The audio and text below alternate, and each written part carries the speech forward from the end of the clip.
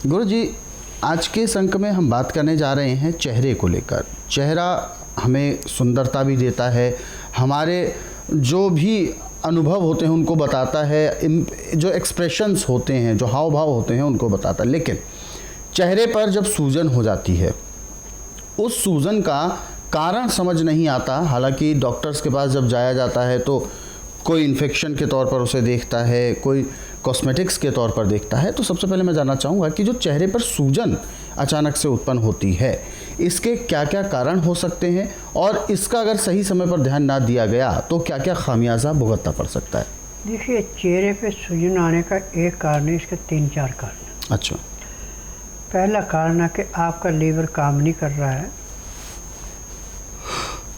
तो आपकी पैंक्री इंसुलिन नहीं बनाएगी, पित्ते में तेजाब बढ़ेगा, खाया पिया पेट में सड़ेगा।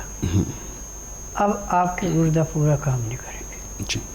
और गुर्दे ने जो थोड़ा बहुत खून बना के तिल्ली को दिया, तिल्ली स्वीकार नहीं करेगी, तो आपके चेहरे पे सूजन आएगी। बिल्कुल। दूसरा कारण है कि यदि आप ठंडी चीज़ों का सेवन ज़्यादा करते हैं और आपकी तकसीर के विपरीत चल रही हैं, चेहरे पे सूजन आएगी। जी। तीसरा मेन कारण है आपका बेटरमा खाना। यदि दिन में खाना खा रहे हैं 3-4 बजे, रात को खा रहे हैं आप 10-11 बजे, तो खाने को पाचन शक्ति जो है पूरा काम नहीं कर सकती। जी। खाने का नियम है कि दिन में सूर्योदय होने के 2 घंटे के से लेकर 12 बजे के पहले खाते तो खाना आपको बहुत आराम से पचेगा, और 12 बजे के बाद जो हमारी पाचन शक्ति कमज़ोर होती जाती है, जितना लेट खाएंगे उतना ही खाना कम पचेगा। अब एक सबसे बड़ी बात यह है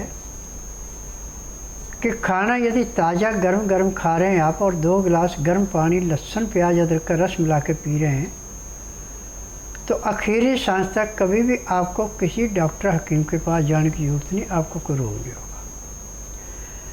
परंतु दिन का खाना खा रहे हैं आप 2:30-3 बजे या 4 बजे, खाना खाते समय पानी नहीं पीते, पानी पीते आप घंटे 1.5 घंटे बाद, अब आपका ना तो लीवर काम करेगा, न पैंक्री काम करेगी, न पित्ता काम करेगा, न गुर्दा काम करेगा, सूजन तो आएगी। अब एलोपैथिक में तो इसकी दवाइयाँ जो हैं इतनी भयंकर ज़बरदस्त दवाइयाँ हैं कि जो थोड़ा बहुत लीवर या किडनी काम करे वो भी ठप हो जाती है। उसमें शरीर को सुन्न किया जाता है, रोग काटने की दवाई नहीं है। परंतु स्वस्थ विचार एकमात्र आश्रम है कि जिसमें ना तो रोगी का कागज पत्र देखा जाता है, ना रोगी से पूछा जाता है, ना मशीनों से टेस्ट किया जाता है। यहाँ का नियम है कि जिस दिन आना उस दिन बुधवार नहीं होना चाहिए, गुरुवार से लेकर मंगलवार के बीच में आना। जिस दिन आना उस दिन रात्रि 10 बजे तक खा पी के दातन कूड़ा करके बड़ी इलायची मुंह में रख के चूसते रहें। सुबह 9 से 10 के अंदर अपना नामकरण कराएं। 10 से 12 में नाड़ी परीक्षण करूँगा। नाड़ी परीक्षण में पैर के तलुए से सिर के बाल तक की MRI, CT scan, x-ray, ultrasound, ECG, sonography सब कुछ 5 सेकंड में हो जाती है।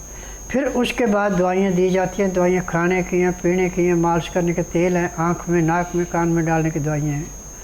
दवाई लेने के 1 घंटे के अंदर अंदर दवाई अपना असर शुरू कर देती है और हफ्ते में सूजन का नाम निशान नहीं रहता। और ऐसे भी जिसको ताज़ी सूजन हुई है, पुरानी नहीं है, उसके लिए घरेलू सबसे अच्छा उपचार है कि गाय के दूध को रात को मिट्टी के बर्तन में दही जमा दें। सुबह 4 बजे उठ करके दही को बिलो लें, मक्खन उसका निकाल दें और 1 गिलास उसका लस्सी का लेके और 5 ग्राम अजवाइन को थोड़ा भून के पीस के पाउडर बना के उस लस्सी में मिला दें और रोगी को पिला दें। उसके पीने के आधे घंटे के अंदर अंदर उसको खुल के पेशाब आना शुरू हो जाएगा जी। और पेट भी बड़ा अच्छा साफ होगा। एक खुराक आप सूर्य उदय होने से घंटा 1.5 घंटा पहले ले लें। दूसरी खुराक सूर्योदय होने के 2 घंटे बाद लें। तीसरी खुराक आप दिन में 2 बजे लें। परंतु लस्सी खट्टी नहीं होनी चाहिए। आप खट्टी से होने को बचाने का जो नुस्खा वो है कि मिट्टी के बर्तन में लस्सी रखनी और किसी बर्तन में जैसे परात है या टप है उसमें पानी डाल दें, पानी के अंदर उस बर्तन को रख दें और ऊपर से पंखा चला दें।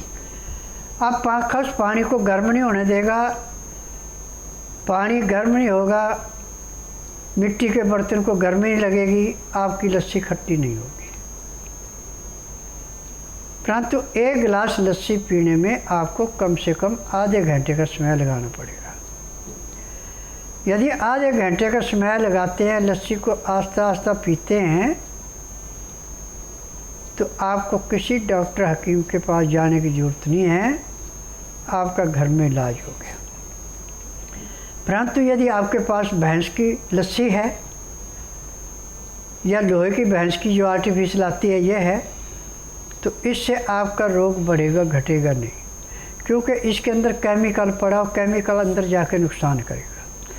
इसमें गाय के दूध की या बकरी के दूध की लस्सी चाहिए, इसके अलावा और दूसरी लस्सी कोई नहीं चलेगी। क्योंकि मैं नाड़िया वैद्य हूँ, मुझे 10,000 जड़ी बूटियों की पहचान है जिनसे मैं दवाइयाँ बनाता हूँ।